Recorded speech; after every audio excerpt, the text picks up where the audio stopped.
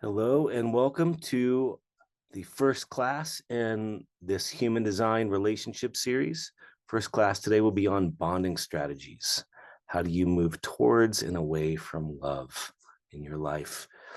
So we'll get into it. All right, love, sex, and the true self. We're going to look at the mechanics of your bonding strategy. This is something that you can see in your profile. Every profile, we have 12 different profiles. You can see whatever your profile is will indicate the way that you move towards love, the way that you move towards intimacy, the way that you move towards relating, bonding. So understanding this can give a lot of context to the way that we operate in any relationship. So, the theme here in this talk is more intimate relationships, romantic relationships, but this in a lot of ways does cross over into the way we relate to anybody, the way we bond with our friendships, with any kind of relationship that we're looking to go to get anyway, we're looking to get close to somebody. So understanding that and the mechanics behind that can help us understand aspects of our behavior, our genetic imprinting, and why and how to work with it and not work against it or see it as a problem. So in human design, we learn that we're often attracted to our opposite. Opposites attract, right? Now, this is coming from a genetic imperative. This is coming from a genetic agenda to create fresh genes. By being attracted to the opposite, and usually that looks like someone who has the centers defined that you do not have. It could be lots of things, but that's one way to think of it. That's one way to see it, is we're often going to be attracted to people who have definition where we don't, because we don't know how to be in those places. So when someone is embodying that, it's attractive to us on a genetic level. We end up identifying with it, but it's because it's coming from a genetic imperative to make fresh genes. Because sameness in some ways is a dead end road when we're talking about it from a genetic reproductive standpoint. So the genes don't always recognize sameness.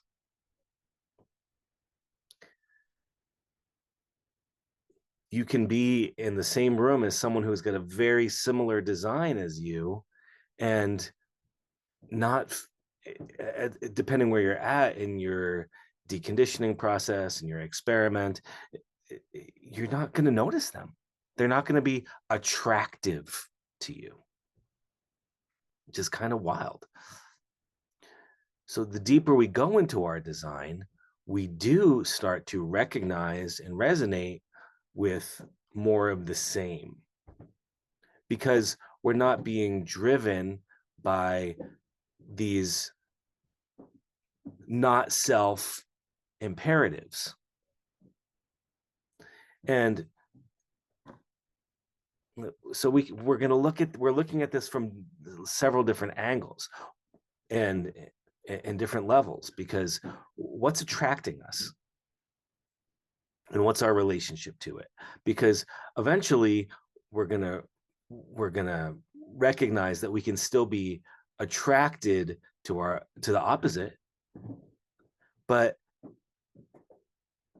we're using our strategy and authority to determine if those are correct relationships to enter into, and not just blind genetic imperatives.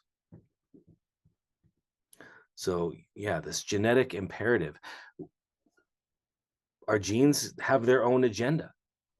There's almost like your life, and then there is this collective agenda for the species to carry on. And don't underestimate how strong that imperative is. Our species, well, humans, have, as far as I can tell, have been recorded history back 2 million years. So it could, that's just what we've uncovered. So it could be double that for all we know. So we've been reproducing, keeping this species going for millions of years. So this is what we're up against in a way, on a genetic reproductive agenda. The genes are driven to keep the species alive. So this is imprinted inside of us. And yet, until there's awareness there to recognize this imperative, it can take over. Can let it take over. And that's usually either usually our open centers being attracted to the definition because it's different and fresh and unique, and or we can let our strategy and authority guide us into the correct connections, whatever they may be.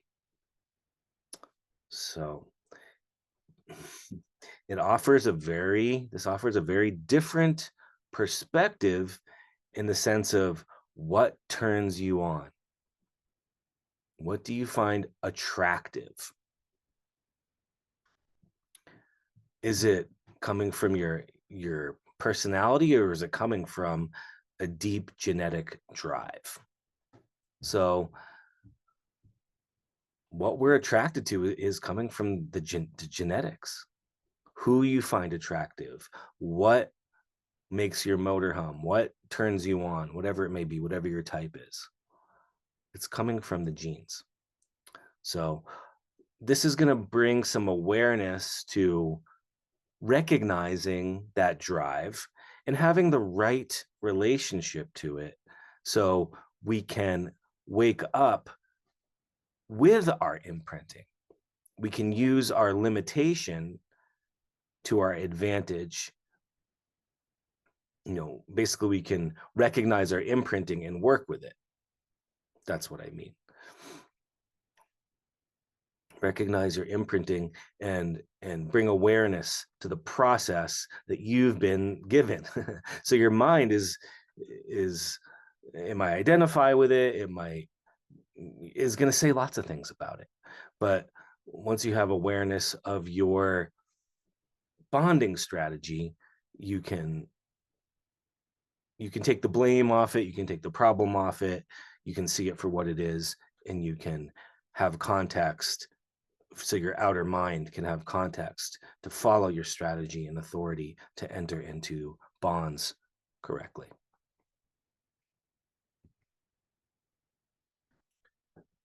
So what's my sexual line theme, or what is my bonding strategy, basically? This is found in the 59th gate in the sacral center. The 59th gate is considered what we call a sexual roll gate. We have 8 roll gates that determine aspects of our behavior.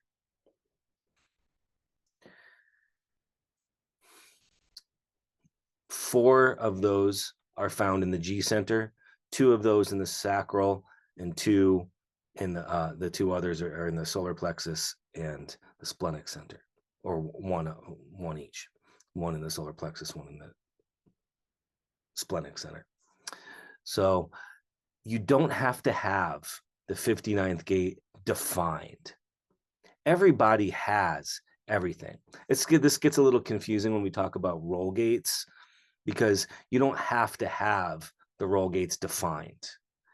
This is, again, everybody has everything, and it's from these 8 roll gates which determine aspects of human behavior, the way we interact, the way we bond, the way we take in other people, or the way we lead other people. This is in some ways an aspect of studying profile. In any case, just remember, you don't have to have the 59th gate defined. It's just out of the 6 lines of the 59th gate are going to determine which bonding strategy you have. And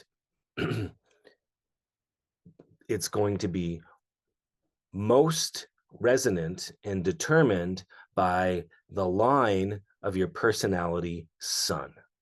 So whatever your personality sun is,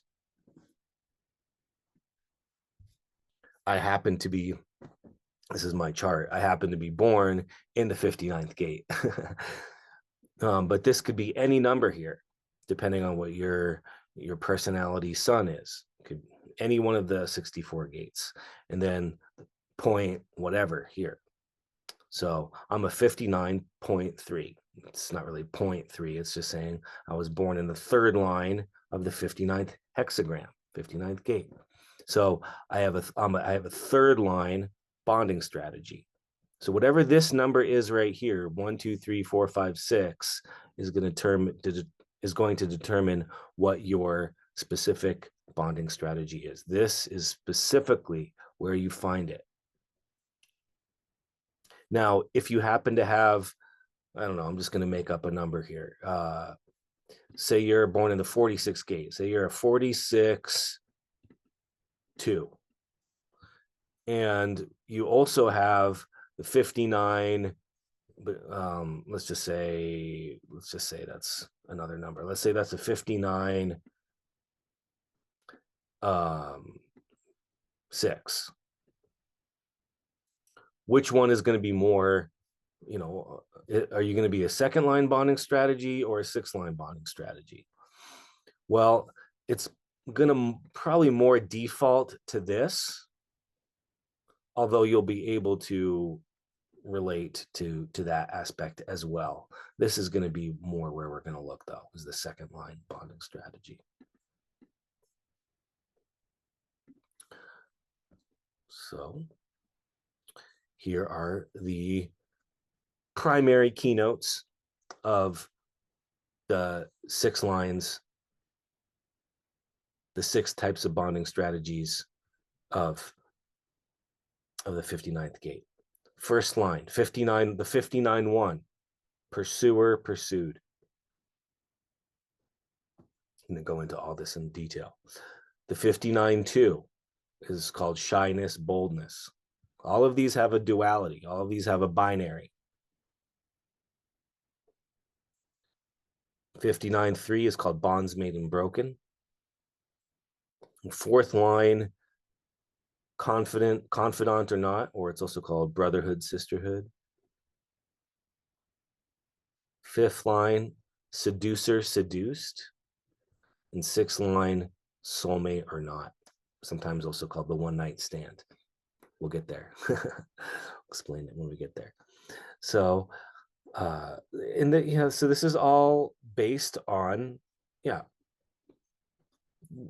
the line values, which has a resonance throughout the body graph. Anywhere you have a first line, it's going to resonate with all first lines in your body graph. There's going to be a resonance there. There can be a harmonic too, but this is kind of another subject. But just general themes of 1 through 6 lines. First line is the investigator. It's looking for a foundation. It's looking to eliminate insecurity by finding for yourself through your own experimental investigation, whether it's studying in a book or actually throwing yourself into something the hard way to find out for yourself so you can become an authority for yourself. This is a first line theme.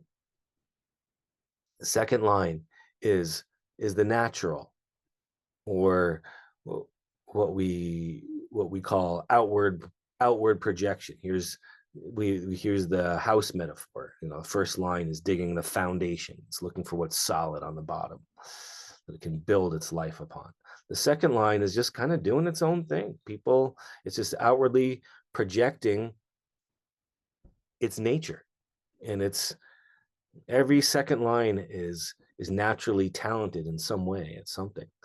So it's dealing with the projection of other people based on what they're picking up on your outward projection. So this is where the theme of shyness, boldness comes in, because it naturally wants to be left alone until someone who's bold enough can pull it out. The third line is the martyr. The third line is trying to get to the next level. It's on the stairwell, trying to get to the next level. It looks like we don't see the stairwell. This looks like 4 or 5. Oh no, this is 3, 4, 5, 6. Okay, so this is the stairs. Okay, so this is the third line, trying to go up the stairs, get to the next level. You know, it knows there's another level. It knows there's someone else out there. It's trying different things out, experimenting with what works and what doesn't work on the material plane.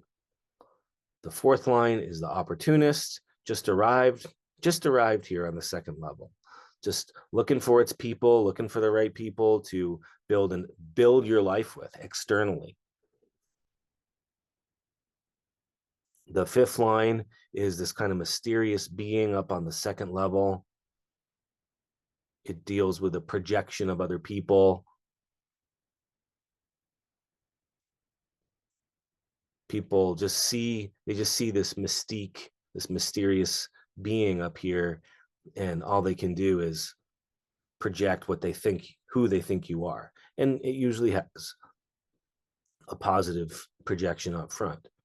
And then we have the role model on the roof of the house, kind of seeing the bigger picture, seeing not just what's going on in the house, but seeing what's going on in the whole neighborhood, far away. And even though they're not necessarily out there living it, they see it and they get it on some level. They embody it on some level. So that's just a very brief overview, but just this is also correspondence to see where this is coming from in this house metaphor with the profiles, or with the hexagram structure, the lines of the hexagram.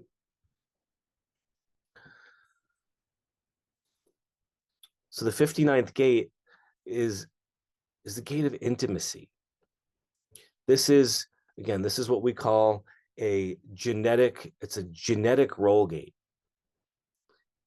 It determines how we bond. It determines how we get close to people. It's a gate of intimacy. So whatever we call this, bonding, sexuality, relationships, it's really all about intimacy. You know, how do we get close to people? How do we let people in? And how do we get close to them? It's the Ravi Ching name or description for the 59th gate is the ability to break down barriers to achieve union. And that has kind of this crossover with one of the names of the gene key of the 59th gene key is called transparency. I just like that name for the 59th gate, or that keynote. You know, breaking down barriers to achieve union. What's union? You know, in human design, everything is is a this and a that and a binary and a duality and there's always the this and the that. So what here we are talking about union. Well, that's the gift. That's the superpower of of intimacy. Intimacy says you and I are one. I can match your vibration so much that you feel like I understand you. You can open up to me. The 59th gate has this power, we could say, of penetration. It's it's coming from the sacral center, which correlates with our reproductive organs. It's all about, it's not only penetration, it's like it's creativity, creative penetration, creative fertility and mating. And it's out of these role gates where there's different roles that we play to achieve intimacy.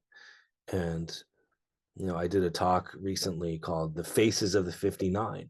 And because there's this is how we create our children. So it's one of the faces of the 59 is the mother and the father. This is this is where the genetic roles come from to reproduce. And the lover, of course, this is where we're, mating and being intimate and sexuality. There is definitely a strong sexual component here. And also friendship. So think about these different relationships. Our intimate partners, our lovers, our our parents. These are these are the most intimate relationships. These are the people that know you. They're, you know, we these are, this is, we get into each other. We talk about penetration. I mean, of course, you can talk about it literally as lovers, but there's a quality in the 59th gate which has, and it's in the 59-6 as well, the full channel. It has this auric power. It has the power to get into the other's aura. So they naturally let you in. There's a creative warmth. There's a creative trust that says I can share with you. I can open to you. I can bond with you. I can share the deepest parts of myself with you. So that's also, to some degree, one way. The being with the being, I mean, I'm speaking more for myself here. I can say, as a 59, someone who actually has the 59, it's it's the ability to penetrate anybody. It's the ability to make anybody feel safe enough to feel intimate with you. The ability to break down barriers to achieve union. That's exactly how that translates. So so so the 59, the being with a defined 59, can provide that sense of intimacy for the other. They I don't always It's not always reciprocated, but it's a tribal gate. So in some way, it requires a certain amount of reciprocity to be intimate and give and listen and bond in one way, because the other feels safe to do that with you. It also has to be reciprocated at some point in some way,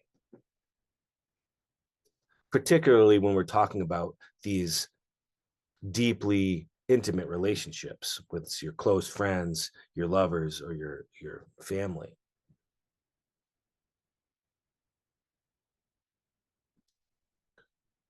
Now, just something to consider as we're going through this is the relationship between your personality and design. So we have 12 different profiles, and we're primarily looking at the personality sun line. Or another way to look at it is, what's the first number in your profile? But we always have to consider the relationship between the conscious and the unconscious. So this is something we'll touch upon. But like as a just a brief example, so you get what I'm talking about here. Let's take a 4-6, for example. A 4-6 has a fourth line bonding strategy. 4 is the first number. That's what we're going to look at. Again, it doesn't matter if you have the 59th gate defined or not. You're born in the 18th gate. You're an 18.4. So that means you have a fourth line bonding strategy, which is friends first. But you have a 6th line unconscious. So unconsciously, the 6th line is very picky. It knows right away if someone can be their soulmate or not. So in some ways, they're unconsciously driven to find their soulmate. And usually they know right away. But yet they have a fourth line bonding strategy, which means it takes time. It takes time to develop friendships. It takes time to develop trust. So it's something to consider, is in terms of bringing this to our awareness, because you're going to focus on the personality line and not the unconscious line. But there is a dynamic there. There's a relationship there, and it's by seeing it and not letting it take over, throwing out opportunities before they've played themselves out in the fullest way, or really the correct way for you to bond. And you can bypass that if you let the unconscious take over, because it doesn't just take over, it hijacks parts of our nature to do what's not best for us. So we can look at that. Okay, so if you are a 1-3 or 1-4, you're going to have a first line bonding strategy. And this is I have these charts here which show the different all line one profiling qualities: behavioral identity, projected attitude, limited perspective, aspired to role, you can't see it right there, bonding strategy, security strategy, emotional resonance, awareness resonance. These are all found in these 8 different gates. Again, 4 of these are in the G center: sacral, solar plexus, splenic center. Again, doesn't matter if you have any of these defined or not. You may have none of these defined, but we all have the same matrix where these qualities come from that resonate with your first line in your profile number. So if you're a 1-3 or a 1-4, if you're an investigator, investigating martyr, or investigating opportunist, you're going to have a first line bonding strategy of pursuer pursued. So the first line, I'm just going to kind of talk this out, and it'll all match up what's here. So the first line is that foundation of the house. It's looking to build a foundation. It's looking to find a foundation. It's looking to build its life on what is secure, what it can trust, what it knows isn't going to disappear or fall apart. So the investigation, it ends up having this theme of almost like these power dynamics of weakness and strength. This is a first line. These are first line themes, weakness and strength. And again, these are coming from our genetics. This isn't, even though we're looking at the personality line, it's a genetic imperative, which is guiding this, and it bubbles up to our personality. But if you go all the way back down to the root, it's coming from your genes, your genetic imprinting.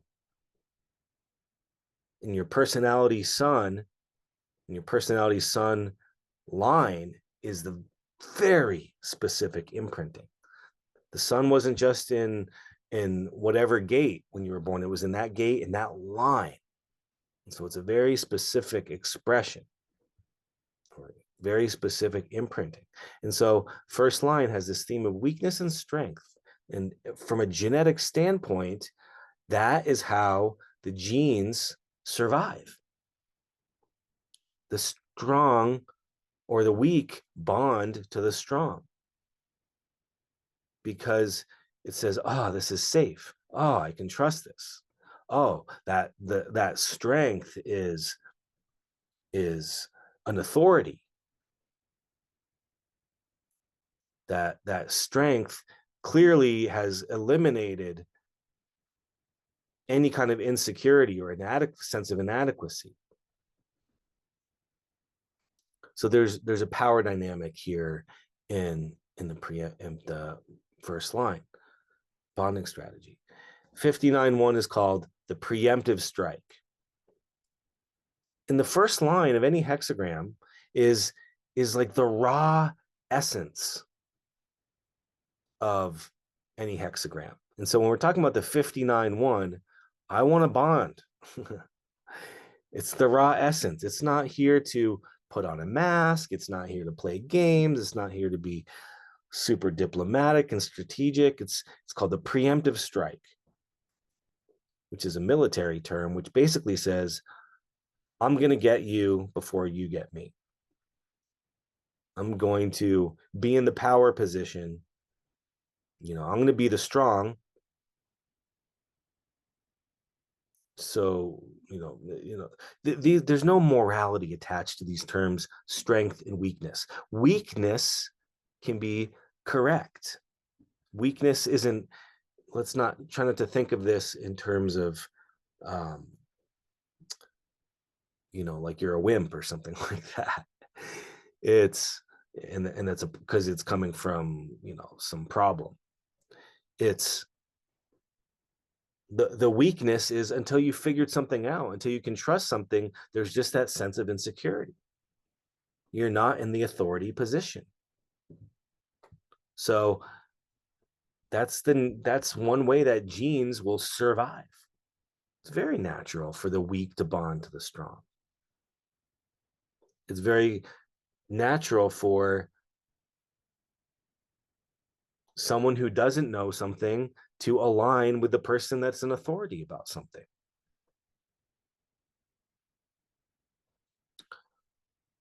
So we call that preemptive strike. We call it the caveman, cavewoman style. The investigation, the first line is the investigator. The investigation of this first line sexual strategy is it wants it's that caveman style. It wants the caveman to bang you over the head, drag you back to the cave, throw you on the bed. That's how you know, pursuer pursued. This person wants me. There is no question. All insecurity eliminated. If for a first line, for someone just to say, oh, I'll always be there for you, that doesn't land. You can't trust that. There's no substance there to maybe or what if. It's it's solid. There's this real grounding nature to this first line. It's the foundation. I can't build a relationship by hoping that you're going to be there for me when you're going to show up, that you're going to do these things you say you're going to do. That's all out here. So it's actually a very physical type of intimacy, because that's what makes you feel secure and safe, and know that your lover's going to be there for you. So now this also might come through as these investigative qualities too, studying, investigating availability or sexuality, knowing how things work, actual studying, study the Kama Sutra together, become an authority about all the things, so you feel secure, so you feel like you've covered all the bases.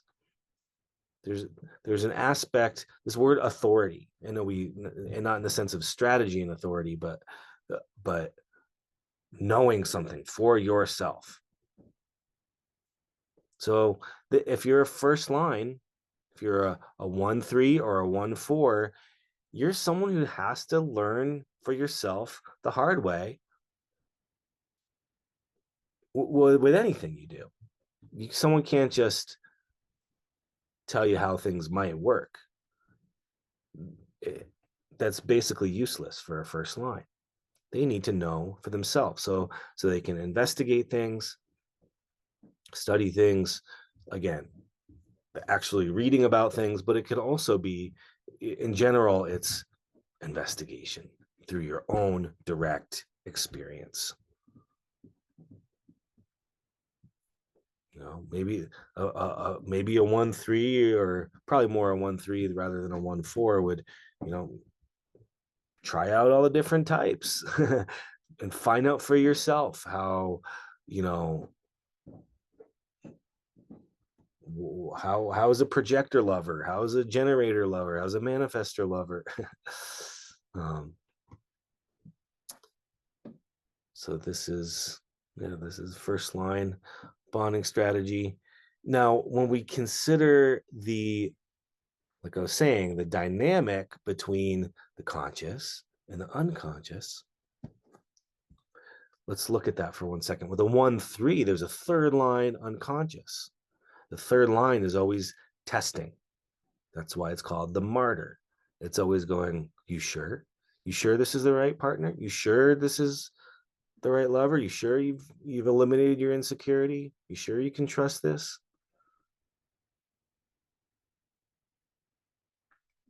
And so the first line, the 1-3, pursuer pursued bonding strategy, is if the not self themes take over, the questioning, the testing can make you throw things out. I don't think this is the right lover. I'm sure there's someone else with these other qualities. There's these other things I want to experience. They did this. It was kind of a red flag. I don't know if I want to stick with that. So you can throw the whole thing out when the not self really takes over. So, like Ra likes to say, a 1-3 can be in a relationship for 20 years and still question if this is the right person for you. So it's good to know as a 1-3, if you found something that works, if you found, if you're able to take the car out on the road, is the car on the road more, or is it in the garage, in the shop more? You're always fixing things. You're always working on things. You're always getting triggered by things.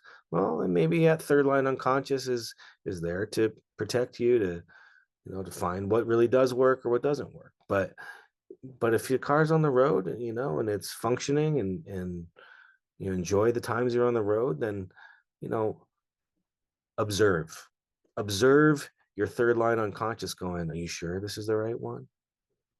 It's just built in. That's why it's unconscious. You can't help it.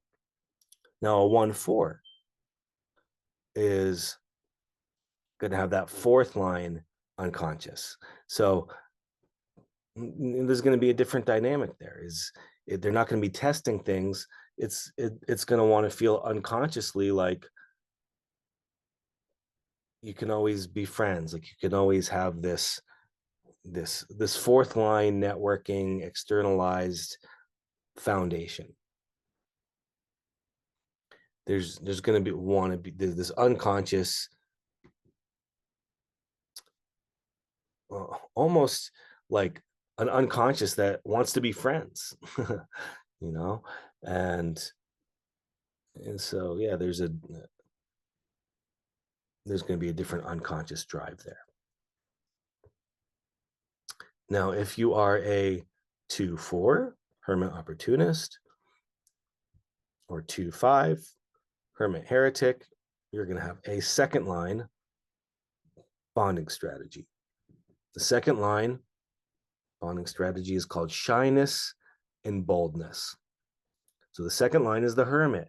The hermit naturally wants to be left alone.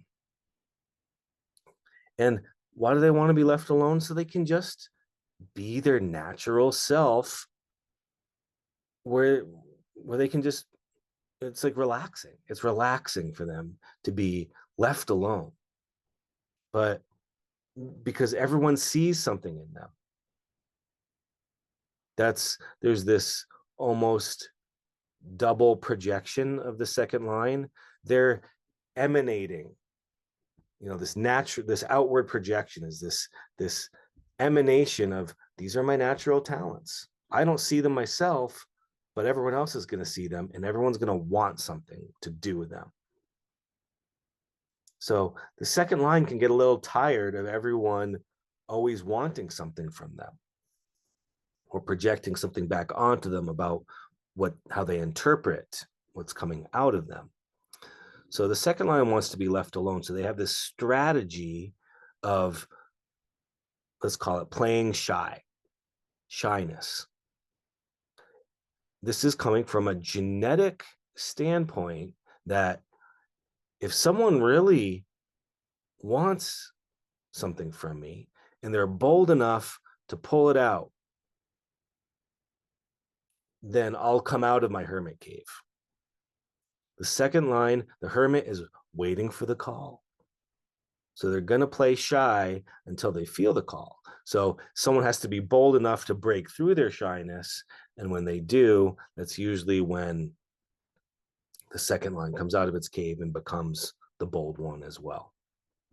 So the second line can have this kind of polarized life. The unconscious is either going to be a fourth line opportunist or a fifth line heretic, or universalization. So until that second line hears the call to either come out with their network or to universalize something on a bigger level, they're going to want to be left alone. So you meet some second lines who will identify more with their shyness, and you meet second lines who identify more with their boldness. Because once they've heard the call, they bring out those natural talents, and they're outwardly projecting these talents. It's a fixed nature that's almost unaware of itself. This is just who I am and what I'm here to deliver to the world. It's always been there. It just comes out of me. I just know that that's what I respond to, or how I'm supposed to be. This is why you can't teach a second line. I mean, you can, sure, you can try, but they just have these natural gifts. They don't even know how they have these natural gifts. And unless they really feel called, they're going to stay in their hermit cave. A hermit doesn't mean they have to be behind closed doors. A hermit can be in the middle of the public eye, but they're just not going to open up. They're not going to share. They're not going to come out. Their gifts aren't going to come out until something calls it out, either someone else's boldness or their own something inside themselves. That's more a 2-5 theme. The fifth line, unconscious, is your unconscious going, there's a greater cause here for you to come out for. So the fourth line, the 2-4 is waiting to be called out by their network.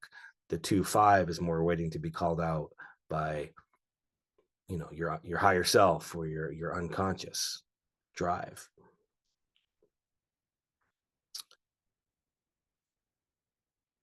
So, learning this is why this series is going to be helpful as well, because the next class I'm going to do in this series, the design of sexuality, will talk about what's going to call you out. Where do you see that? This is why saying here, you break down the barrier, or the boldness will get to the shyness by understanding the drive. And this is something we look into in the solar plexus. So we'll have that. Stay tuned for that. So yeah, that's why they might go, yeah, I'm just going to stay behind closed doors. I'm going to stay in my hermit cave. I'm not going to come out and boldly share my natural talents with you. So we don't, it's not like these are things we are always consciously doing. A second line, wanting to be left alone and wanting someone to be, you're naturally going to gravitate towards wanting to be left alone. But it's not like you're like, I want to be left alone. It's a strategy. It's a strategy that says, it's almost like testing. It's like, I'm down here. I wonder if anyone's going to notice enough to want to come through. And that's who I want to be with, is someone who's, bold enough and willing enough to knock on my door and ask me out. So, this, knowing this about yourself can be really helpful, or knowing this about a second line, because if you're going, they just want to be left alone, I guess I'll just leave them alone. No, they don't. They're waiting for you to go, hey, I'm going to pick you up at 8, and or whatever, see if they respond to that. Or, resources, desires, listening, hey, I'm going to come over at 8 and I want to hear about your day. Oh, he just wants to listen to me. Yeah, I can't wait,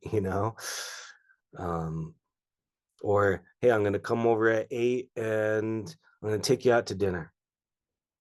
Or I'm going to come over at 8 and I'm going to surprise you with something you've never done before. Okay, that's going to call them out. But this is where understanding the drive is going to be helpful. All right, so now let's keep on going. If you are a 3-5 martyr heretic, or a 3-6 martyr role model, you have a third line bonding strategy. Bonds made and broken. The 59-3 is called openness. Let's try this out. Let's try that out. Let's see. No such thing as a mistake, trial and error. All we're going to do is grow and learn and hopefully do it better the next time. Find the best way to do it. And so that's why we have to have a bonding strategy that allows us to make bonds and break bonds. Go into something and take some space to be able to come from a more authentic or authority place of, okay, I'm ready to bond again. Because the third line needs to be free to experiment. And so if there's a bond that has been there too long, when people get to know the third line too well, it takes off the freedom to experiment, the freedom to try things out. I like the word freshness. I'm a 59-3. I like the word freshness. When people are going, oh, we know how you're going to do it. We've seen you screw it up before. Or you're probably going to, oh, we know that about you. You're going to do it again. That's that third line, martyr. Well, at least as a 3-5, there's that heretic projection. So, but that's a real thing. I mean, if you're a 3-5, you've got a third line bonding strategy, but you've been burnt at the stake. When you tried to be a little too intimate before, or your trial and error intimacy didn't work out well, you said too much, revealed too much about yourself, if people know that about you, they start to treat you like a heretic and don't want anything to do with you. So that's why the third line, it does well with strangers, because there's as a 3-5, there's still that positive projection. And if you can have wisdom about the way you bond, and because there can be a tendency for promiscuity because of that experimental genetic drive. The promiscuity coming from the 59-3 is just going, how far can we push this? How deep can this intimacy go? Is this the right time? Is this, you think they're open to that? Maybe they're going to be more open than I realize. Let's let's see how deep this intimacy can go. Let's try it out. But you learn that when you cross the line, or that just it wasn't correct in one way or another, the third line, people really focus on the promiscuity or the broken part. But remember, any third line is here to learn wisdom over time on the material plane.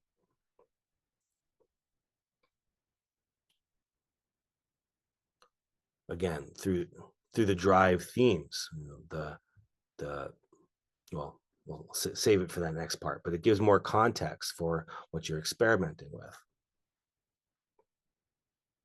So eventually you learn wisdom about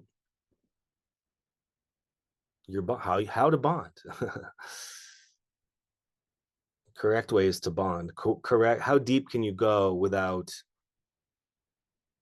breaking things or damaging things? Now, again, people focus a lot on the broken part. Oh, you're a third line, so don't plan on being with anyone for more than a few years, that's a joke, see things like that. It's like, no, the third line is here to find wisdom on the material plane. Your not self can drive that third line tendency to keep pushing it, or want to break the bond. Or when I say keep pushing it, I mean, how deep can the openness go? How deep can the intimacy go? I'm built to go deep, but maybe the other isn't, and maybe it's not the right time, and maybe we're on the high point of our wave when we made that experiment. So the third line learns wisdom. We don't always want to break things when it's not the right time, but the way that this is sustained in a relationship, in a with the lover, is you get together and then you take a break. You spend the night together and you both go to work, and then you come back together again. Making and breaking a bond doesn't mean ending. It just means the bond can just be for the day. But the third line needs a little bit of that, like, oh, let me just be free to be fresh, to re-engage when I feel ready. Let me use my strategy and authority to determine when I want to remake the bond. Now, it can be really hard for a third line when it can't make that break, when it can't get that freshness that it needs to feel free to experiment, to feel free to, yeah, experiment with things on the material plane. And this is also what's going to be attractive to a third line, is someone, because the third line is about wisdom on the material plane. So is this partner attractive, sure, materially, whatever, but like, can they manage their money? Can they do they take good care of their body? Are they responsible on the material plane? That's attractive to a third line, because the third line is the trial and error is partly about what does work. It's not about, people get really focused on the experimental, messy, broken part, but eventually it's all to find out what does work. How many times did Thomas Edison make the light bulb, a thousand wrong light bulbs before the right one? But then you found the right one, and here we are with electricity, 200 years later, whatever the time is. So, yeah. So now a 3-6 profile, 6-line unconscious. It's very different than a 3-5 who's always dealing with the projection of the other, and needs to learn how to be really clear to manage that projection field. The 3-6 is here to become a role model. So they end up having this the bonds made and broken is more to take time to reflect on the wisdom that this is bringing you in your role model process to become a guide, for the right people about relationships, or, healthy material relationships, communication, and partnership. And so 3-6s just in general have this theme of in and out, no pun intended, but they, go in, try different things out, and then they need time on the roof, or,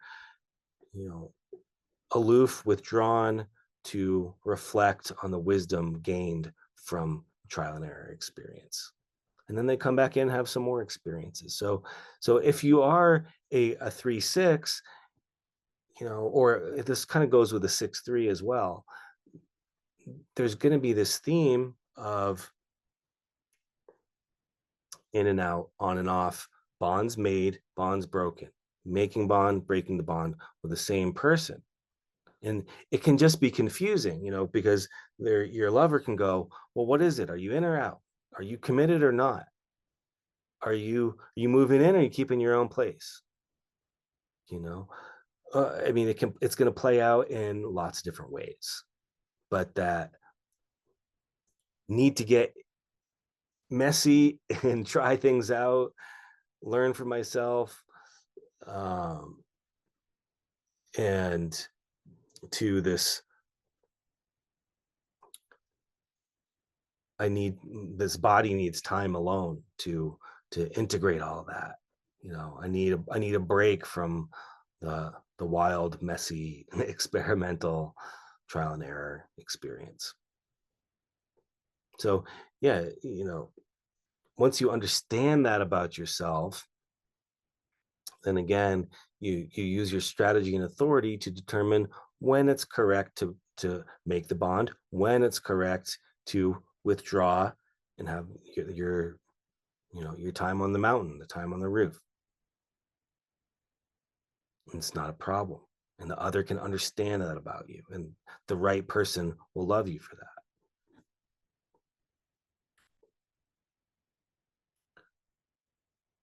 If you are a 4-6, opportunist role model, or getting into the juxtaposition 4-1 opportunist investigator, then you, even though we're starting to move, I mean, we're moving into a different geometry here, but that's kind of a different, it's going to add a different flavor.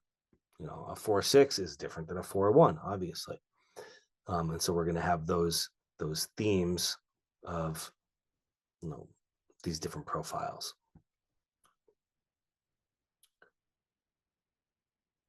In any case, we're going to default to your 4th line personality bonding strategy, confidant or not. Can I trust you?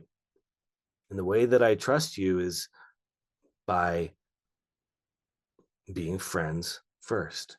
It also has a theme here. You know, there's a resonance to the 59 and the 6. This is something you can look into. Obviously, the 59-6 create that full channel. So the resonance, the emotional resonance to being brother or sister or friend first is we move towards that or away from that through this theme of kindness, meanness. The 4th line moves towards intimacy with as a friends first through kindness. You know, you're my buddy. I can tell you anything. You're so nice. Oh, you look so good today. You know, let's just go snuggle up on the couch and watch some movies and feel cozy and safe with each other and build a friendship and do all the fun things that friends do and grow together. And then I'll start to tell you all my secrets. And then kindness, kindness, kindness. And then the trust is there, the foundation is there, the external foundation of trust. This is 4th line is externalization. So it's just landed there. So it's, you know, looking to build that trust on that in that 2nd level of the house. So oh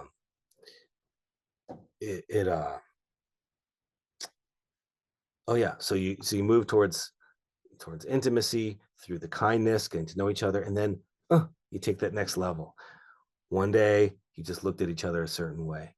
One day, or next thing you know, we were kissing, and then there's that duality moves to the other side, the meanness. Well, now I know all your secrets, and you're like that because of this, and this is why your relationships never worked out. And 4th lines can be mean, and they're influential.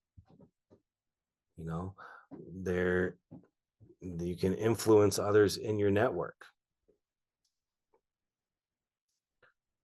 Or try to influence others in your network according to the specifics of your drive, again, which is found in the themes of the solar plexus.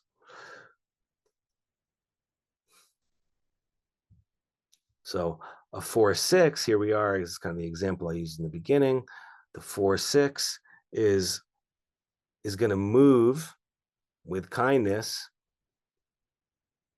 towards friendship, trust, if that 6th line unconscious goes, yeah, this person's either interesting enough, or there's a potential to be a soulmate here, or like I was saying too, that 6th line unconscious might go, well, this person would never be my lover. I could never be lovers with that person.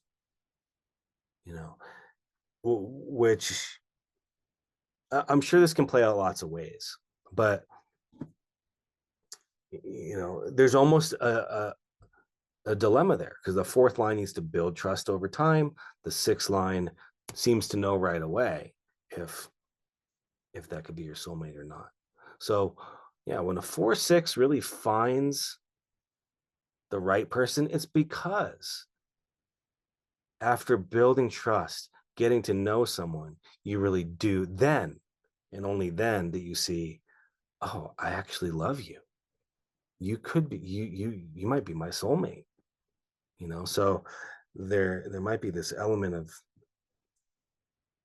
surprise. It's there's that kind of this is how we move towards intimacy. So it's there is that magic moment probably with fourth lines where it's like we were friends, friends, friends, and then friends with benefits. Something happened. There's, there was that magic moment where it just we crossed that line. So then a 4-1, 4-1 is that first line unconscious. So we can really project a lot of stuff onto these things. Oh, the first line, eventually someone has to be their way. They have to adapt to the 4-1. They're very friendly up front, but eventually you have to adapt to their first line foundation. Otherwise, they have a fixed fate is the juxtaposition cross or profile. Um, but if again, if it's correct, if you've built that, usually if you've got to know someone over time, then you are going to move to that next level of intimacy because those unconscious themes of insecurity have been satisfied, have been tested out unconsciously. Yep, they were there for me. And that might, so maybe when a 4-1 really finds the right person, maybe they really do stay with them for a long time.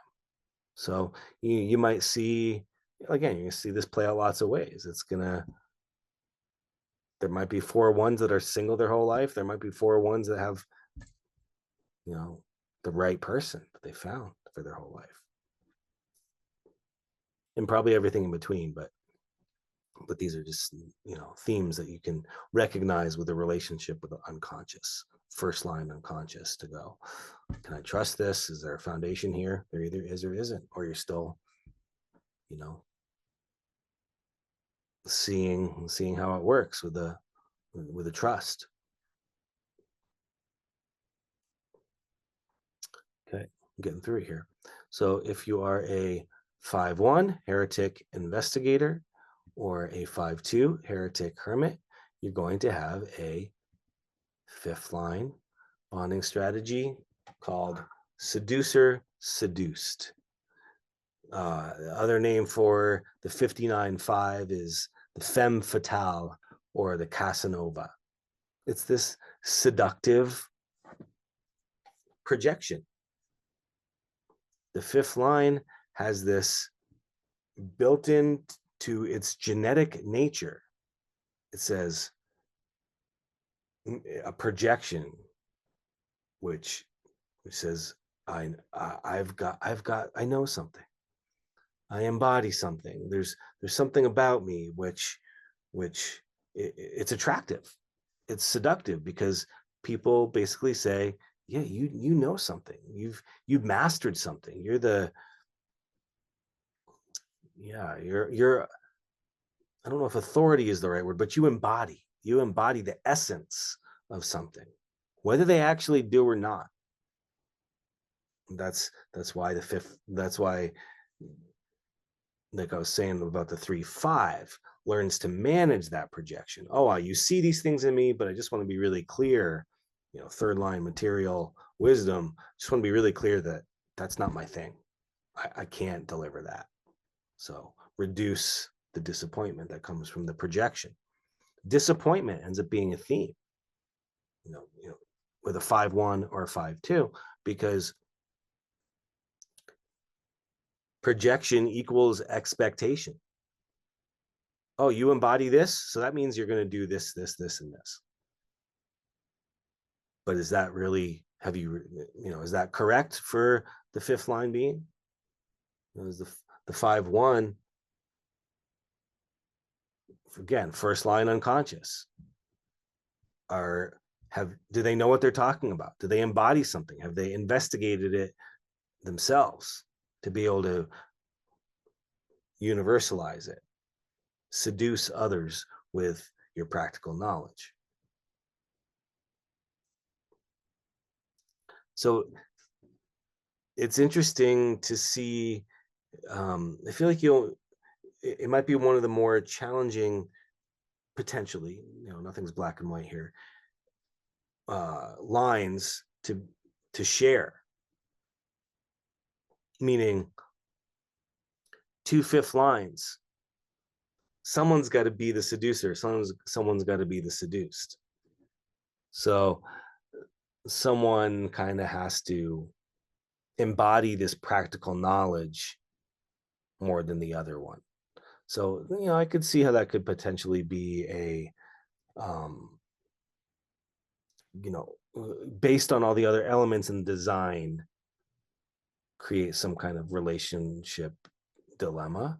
That possibility is there. Um, but, practicality is a keynote for the fifth line, because the fifth line can't, if they embody something, they've got to live up to that. Otherwise, they become a heretic. So there is something very attractive about fifth line beings, because it's not to the sixth line yet. The sixth line kind of becomes disinterested. The sixth line becomes more aloof. Six lines, hey, it's not my soulmate. I'm just going to be like removed doing my own thing over here, my own progressive, mutative, futuristic thing over here. But the fifth line is basically the embodiment of the hexagram. So it's just a genetic thing. So you got to be practical. You got to live up to it so you don't turn into a heretic. And so as a fifth line lover, you've you've got to manage that, because even, we can be surprised. We can get caught off guard by what's coming out of our own aura. Meaning, yeah, if there's expectations, and we kind of have to find a way to manage that. People are always going to be projecting something. Even your spouse or your kids or people closest to you, there's still this like, oh, they've got it figured out projection. And so if you make a mistake, or don't live up to that somehow, it really goes against you. They'll destroy your reputation. They universalize it against you. Oh, no, don't be with that guy. He did this one thing to me 20 years ago, and he can't be trusted, and heretic, you know. And this is also why the fifth line has a greater impact on strangers. So if you're a fifth line, this is how I would say you have an advantage with strangers, at least in terms of, using that seductive projection in accordance with your strategy and authority to enter into the right bonds. When people know you too well as a fifth line, it kind of takes off this seductive essence. They see, because they've seen all your human stuff. They've seen, they've seen that just because everyone else is projecting these things onto you, that you're still a human. You still got stuff. You still got stuff to learn, even though genetically speaking, this fifth line imprinting puts out this, I embody the essence, and it's attractive. So a fifth line is also looking to be seduced by someone who embodies that. In a way, that's going to be what turns on the fifth line. Who's embodying this essence of sexuality, this essence of femininity, this essence of masculinity, this essence of um, whatever turns you on. Again, it's going to be colored by what we're going to look at in the next class, the actual availability and drive.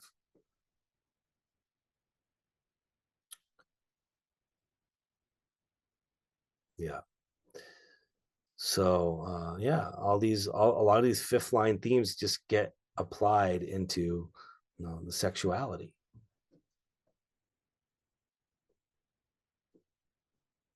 So then we get into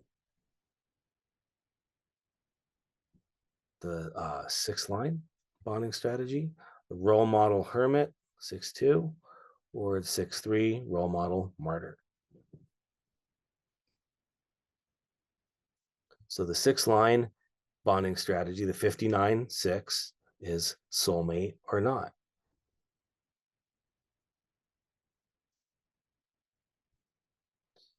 And it's also called the one night stand. Now, that doesn't mean six line beings are going around and just sleeping with lots of people. It basically just translates as saying, right away. Six lines are here to be discerning. They're here not to come off the roof for anybody. They're here to come off the roof for the right people. The sixth line is looking for the refined. The sixth line is looking for the best, because it's been there and done that. It's been through the whole process. It's looking to what's next. So the only thing that's going to be interesting enough for it is something that matches that fullness. Otherwise, it's not interested. It's aloof. It gets bored. So it's here to be picky. It's not here to do the same old thing. So one night stand, they know right away. I don't want to be with someone who's, wears those kind of clothes or working that kind of job or still in this, still dealing with these things, or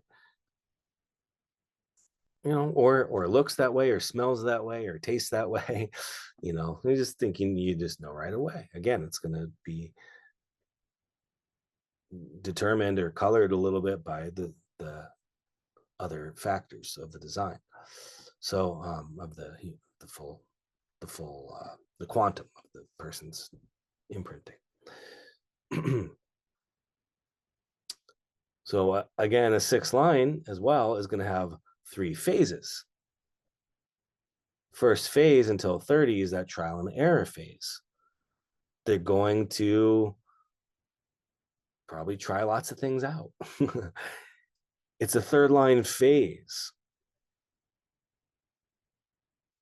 which means it can be hard. They can see all the ways that sexuality can play out, but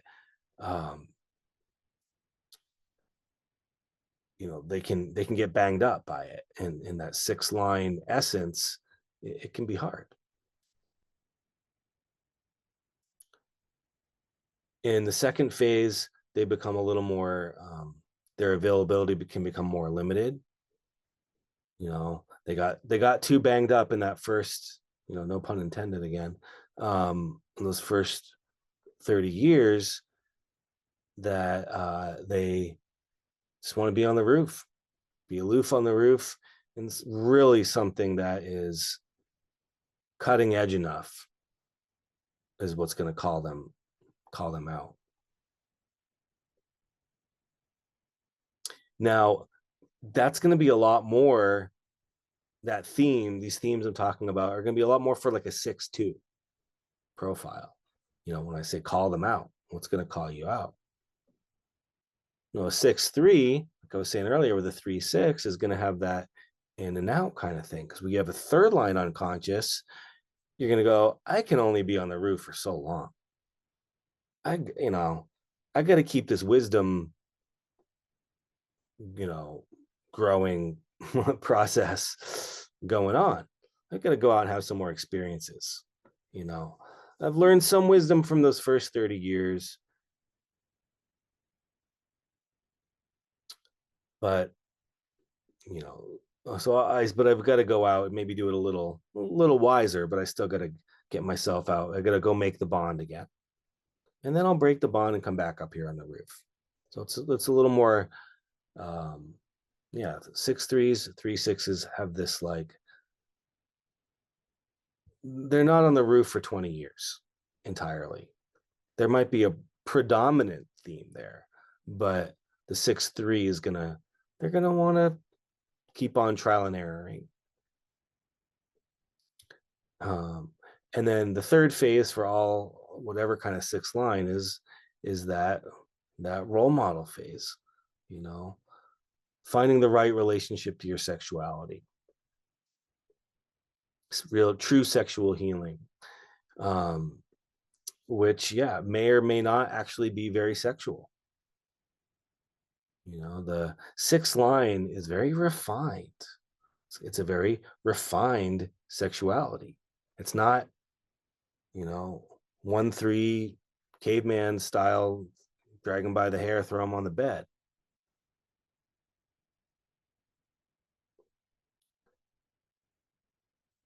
The sixth line embodies all of that. And so it's there is something about the sixth line. I say futuristic. It's almost like it can have that feeling to it. What is sexuality of the future feel like? It's it's awareness. Awareness becomes attractive. Nine centered, nine centered, six line bonding is, yeah, it's the soul. All you need to do is you don't need is just be that for each other. It's all making love. It's all you embody all of it all the time. So whether you're actually living it out, you know, how you're living it out is going to look a lot of different ways. Who you're living it out with, you know, and so yeah, that's why we say it's like the most complex and it's mutating.